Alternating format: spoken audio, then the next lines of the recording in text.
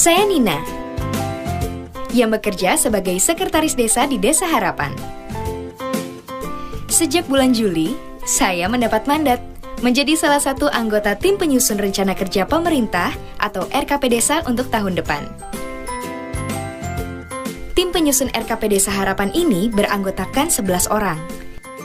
Di tim ini, selain saya yang mewakili perangkat desa, ada teman-teman lain dari tokoh masyarakat, anggota PKK, Karang Taruna, kelompok perempuan lainnya, dan sejumlah elemen masyarakat desa.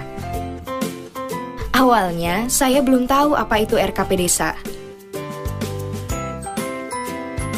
Setelah membaca Undang-Undang Nomor 6 Tahun 2014 tentang desa dan mendapatkan penjelasan dari Kepala Desa selaku pembina tim penyusun RKP Desa, saya menjadi paham. RKP Desa merupakan rencana pemerintah desa yang disusun untuk melaksanakan pembangunan desa 1 tahun ke depan. Ini termasuk perencanaan pembangunan untuk meningkatkan fasilitas kesehatan, pendidikan, pertanian, pengelolaan lingkungan hidup dan sumber daya alam, serta perekonomian guna meningkatkan kualitas hidup masyarakat di desa. Yang jelas, rencana pembangunan yang disusun dalam RKP Desa ini harus sesuai dengan Rencana Pembangunan Jangka Menengah atau RPJM Desa yang telah dibuat sebelumnya untuk jangka waktu 6 tahun ke depan. Jadi, poin-poin yang ada di RKP Desa harus sesuai dengan RPJM Desa. RPJM Desa dan RKP ini nantinya menjadi satu-satunya dokumen perencanaan di desa. Kedua dokumen ini juga menjadi dasar dalam menyusun APB Desa yang diatur melalui peraturan desa. Mengingat pentingnya RKP Desa dalam tahapan pembangunan desa, saya bersama tim penyusun RKP Desa harus kerja keras membantu merancang apa saja yang menjadi prioritas pembangunan setahun ke depan. Program-program yang nantinya dimasukkan di RKP Desa ini juga harus disinkronkan dengan program pembangunan pemerintah kabupaten atau kota ataupun provinsi biar bisa saling melengkapi.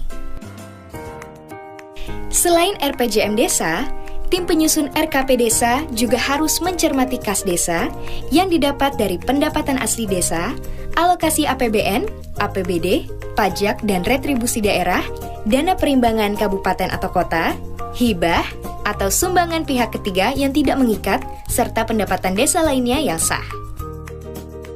Termasuk pagu indikatif yang ada di APB Desa. Ini penting karena apa jadinya kalau rencana pembangunannya bagus tapi anggarannya kurang.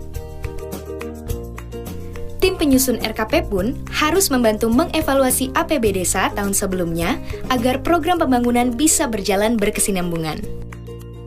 Yang tak kalah penting, tim penyusun RKP Desa juga harus memprioritaskan potensi desa seperti bidang pariwisata, perdagangan, perikanan, ataupun pertanian.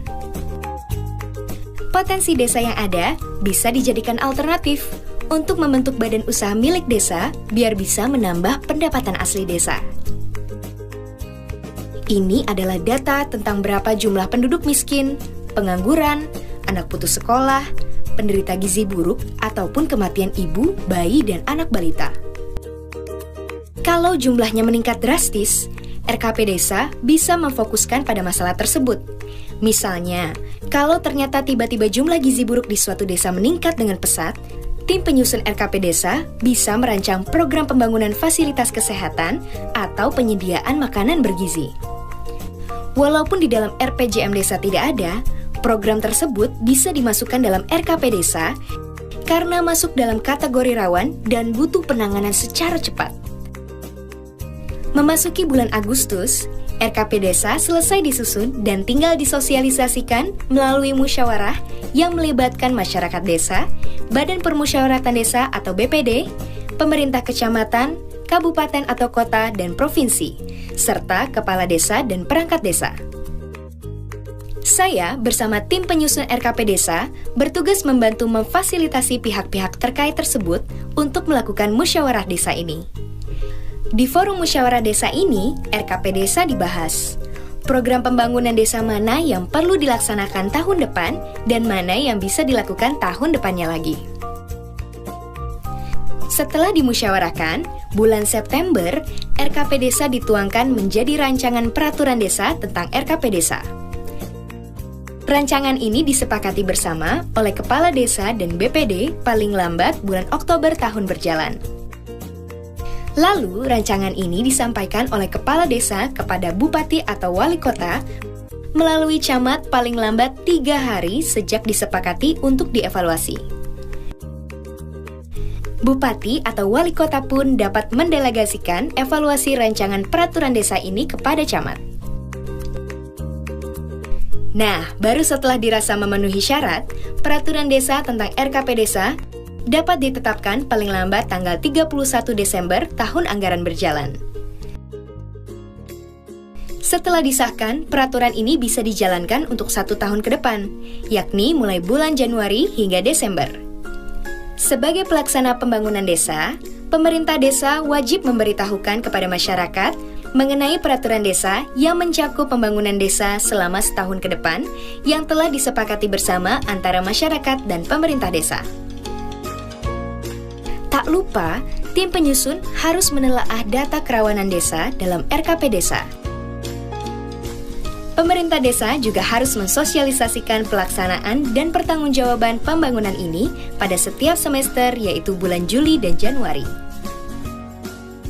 Sekarang, tugas saya bersama perwakilan masyarakat yang diberi amanat menyusun RKP Desa sudah selesai. Nah, kini kita sebagai masyarakat desa tinggal mengawal pelaksanaan pembangunan yang telah kita rancang bersama tersebut. Tapi jangan lupa, kita semua sebagai masyarakat desa juga harus mengawasi program yang sedang berjalan sekarang ini, hasil implementasi RKP Desa tahun sebelumnya.